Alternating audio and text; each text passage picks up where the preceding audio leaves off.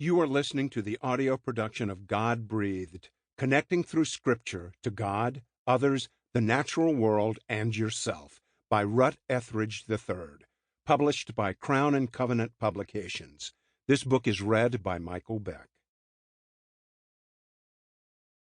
To all of you whom I've ever had the honor to call my student, especially those who are now with the true teacher, I love you all.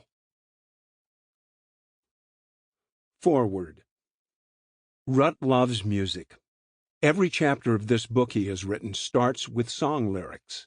A few years ago, he invited me to play flyleaf songs for his students, but it was also important to him that I talk about the stories behind the songs, especially our biggest song, All Around Me, written about the salvation encounter I had with God on the day I planned to commit suicide as a 16-year-old atheist. A beautiful thing about Rut is that he listens closer to lyrics than most people. I think it's because he loves God. Lovers of God tend to look closer into God's artwork than others.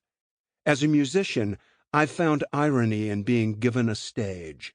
The audience you want to connect with on a personal level generally dehumanizes you because you're on stage. But not Rut. He has the heart-wrenching reverence to call every one of us God's image-bearers, assigning us all the same eternal value and worth, the same level of attention, stage or no stage. The first time I took the stage was not for music. I was 4 years old. My 5-year-old brother and 20-year-old mother were part of a play in downtown Fort Worth, Texas, at a theater called the Caravan of Dreams. Making my way through the backstage area felt like treasure hunting through the ruins of 100 deconstructed stories in piles all over the place. It was full of costumes, wigs, props, and set pieces. I have a faint memory of falling asleep in an antique, worn-in leather chair amid the rubble during late-night rehearsals. Just before drifting off to sleep, I would lean in close to the intricately engraved brass buttons, delighted to find each one unique. The details were so seemingly infinite that surely the artist had no intention of anyone else actually seeing any further than the shiny golden gleam against the rich brown leather. Including these microscopic details must have been just an expression of who the artist was. When you encounter artistry like this, you can feel the artist's sheer delight in creating through the richly minded details designed by the artist and left everywhere he or she has been. Focusing in on this kind of artwork is not done to see what the artist left for you to see. Take Emily Dickinson. Her work wasn't for others, but a product of her being who she was. No, you look not to see what the artist left for you, but to see a glimpse of the glory of who the artist truly is. When examining this kind of heart overflow art, it's difficult to look away.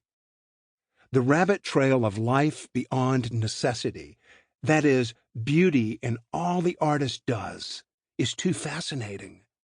There is enough beauty on the surface to make you fall in love, but when you're intrigued, you explore deeper, and there comes a sweeping away of the heart, a gasp, a disorienting wonder. My lip trembles as I lean into these wonder-filled antique buttons in my mind. This close to the image-bearer's art, I can smell the metal and almost taste it as I marvel at the way the artist's lingering thoughts engraved in the buttons are their own universe of revelation. That's how the God of creation does everything. You can find revelation of who God is and what God is like in every direction you look, in every sound wave, in every second of time that passes, in every blade of light Sample complete. Ready to continue?